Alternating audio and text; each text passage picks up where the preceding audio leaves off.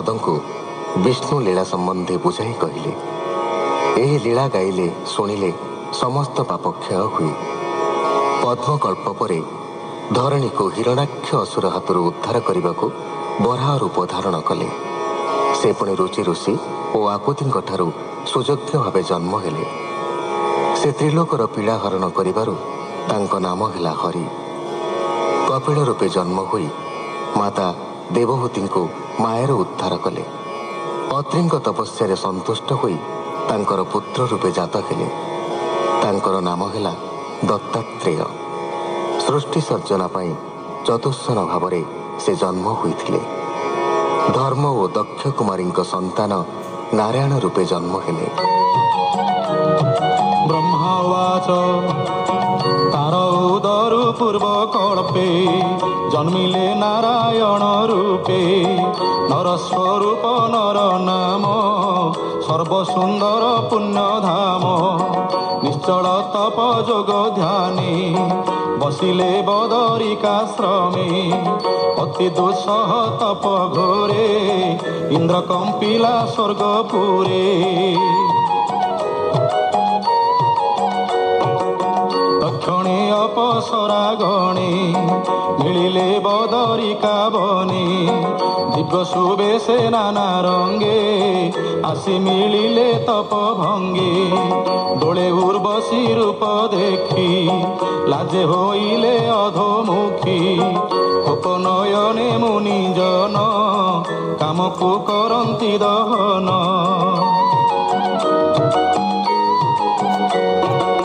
कोपकु न पारन्ति दही कोप प्रवेश जही नाही। आहु करिबे तपनाश बाहुडी होइले निराश। उत्तान पाद राजा कोळे ध्रुव बालक रस भोळे। बसिब बोली विचारिला माता सपत्नी झिंगासिला। से निज जननी बचने अरण्ये गला दुख मने। अति कठोर तप कला ताकु जे ध्रुव पद देला। मुनि ऊर्ध्वे तले थाई ध्रुव तपस्या फल चाही। स्तुति करन्ति तार तपे जननी देखी ता समीपे।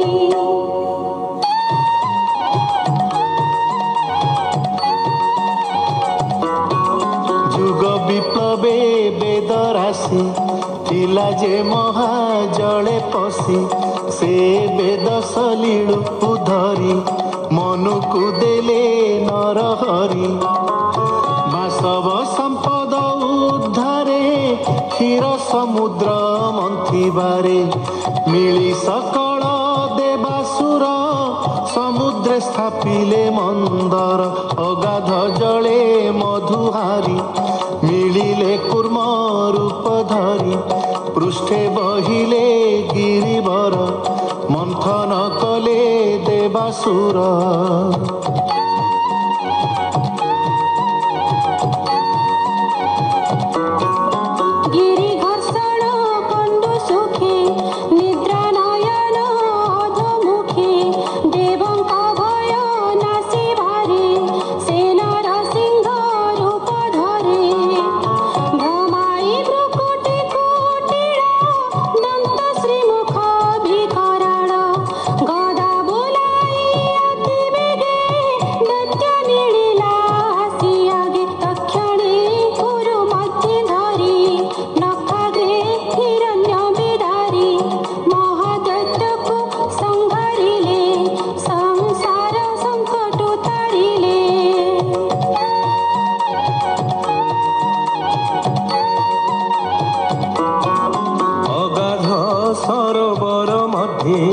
কুম্ভীর গজরাজ পাদে ধইলা অতি দৃঢ় বলে হস্তির চরণ নিশ্চলে চলি ন পারি যুথপতি আরতে সুমরে শ্রীপতি হস্তে কমল উচ্চে তোড়ি নয়নু অশ্রু জল গড়ি আদি পুরুষ লোকনাথ তীর্থ পবিত্র তো চরিত শ্রবণ মঙ্গল তো নাম পুণ্য পুরুষ গুণধাম